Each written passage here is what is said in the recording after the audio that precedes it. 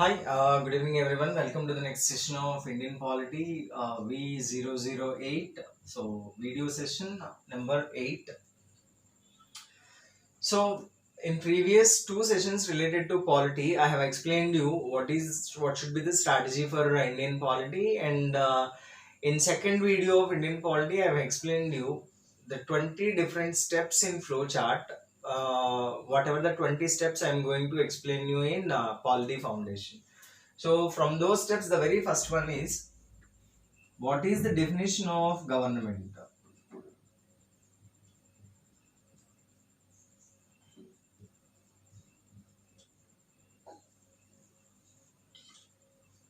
So there are various definitions.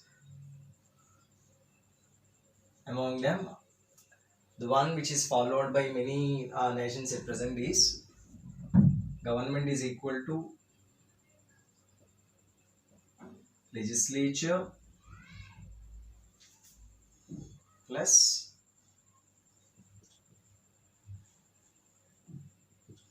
executive plus judiciary. It is like A equal government equal to A plus B plus C. So here we have legislature, means the people elected by the people directly or indirectly. Executive means this executive can be from the bureaucrats, or this executive may be from legislature also. Judiciary, all categories of courts. So in simple terms, the government is legislature plus judiciary plus executive. Now the separation of powers theory given by the Montesquieu says that government is equal to this plus this plus this, and the powers of legislature should be equal to judiciary. That means one equal to should be here. The powers of judiciary should be equal to executive. So one more equal to should be here. The powers of executive should be equal to legislature. So then only there will be a balance. So this thing is according to separation of powers, SOP, and in strict sense checks and balances, you can say, because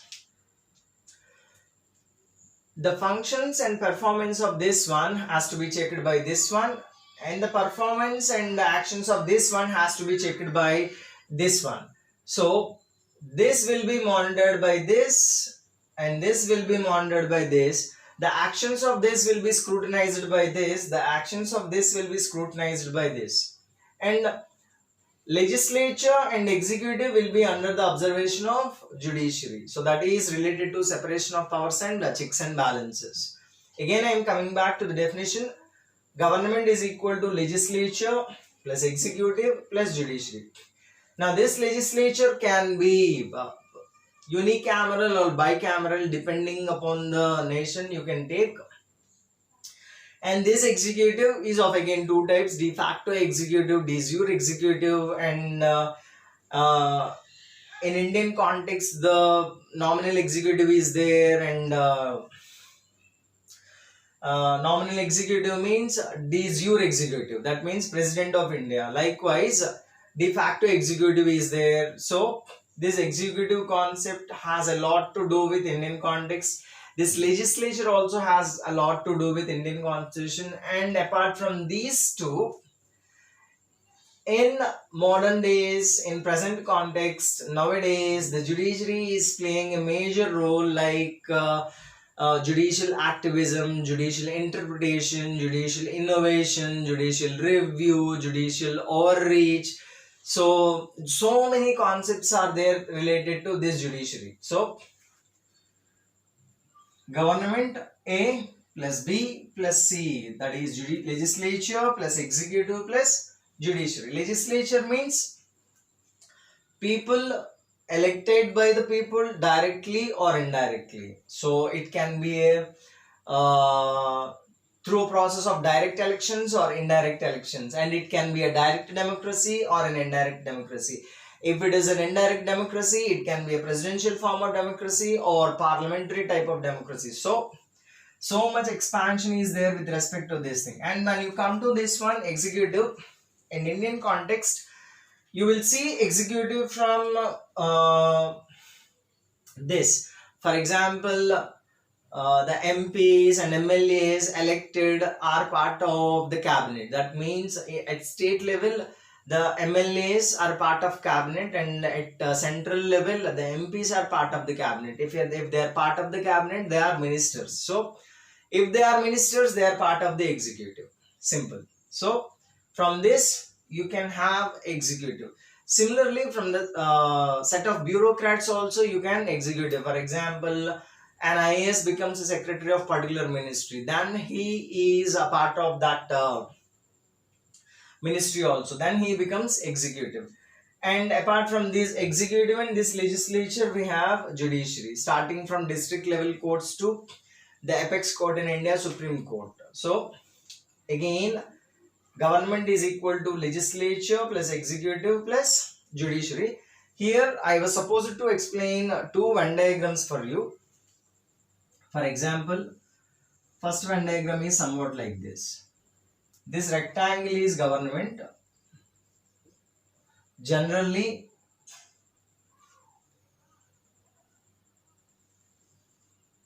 this is legislature and this is executive.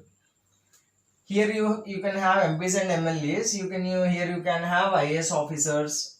So some part of IAS officers will be secretaries of ministers, so they are part of executive. And some part of MPs and MLAs are part of ministries, so they are a part of executive. So this is executive. In general sense, judiciary will be here. So government is equal to whole, take the entire rectangle, legislature, executive and judiciary. Certain combination will be there. This is not executive actually, these are bureaucrats, and this is executive. So legislature, some part of executive and judiciary. That is general sense. When it is the case of India, it is somewhat different. If this is government, this will be bureaucrats part and this will be legislature part, and here you will be having executive part. And here in this Venn diagram you have judiciary inside, but in Indian context it will be outside. That means this judiciary is independent. Government means legislature plus executive only, and put less focus on this one, B. So legislature plus executive, that is Indian context, and judiciary will be outside of this one. But in general context, government is equal to legislature plus executive plus judiciary. So in this rectangle you have J, judiciary. Outside of this rectangle you have J. That means that this is the type of government in India. In general context, this is the definition of government. So definition of government is this plus this plus this. In Indian context, as it is a parliamentary type of democracy, one of the important pillars of parliamentary type of democracy is judiciary must be independent. So it is independent. And first pillar of parliamentary type of democracy is this executive is responsible to this judiciary. So whenever you have this parliamentary type of democracy like India, remember two important statements. The first pillar of parliamentary type of democracy is executive is responsible to legislature and judiciary must be independent.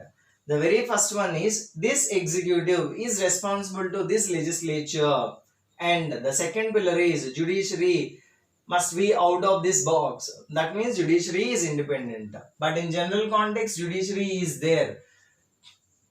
Legislature plus executive plus judiciary, all the three are in the same box. The judiciary is kept outside the box, which means that this judiciary is independent. Now this is the scenario of Indian system. This is the scenario of general system actually. So this is the first one out of 20 topics I was supposed to explain to you. So this is definition of government, and in my next video I'll be explaining you after this definition, types of governments I will explain. Thank you.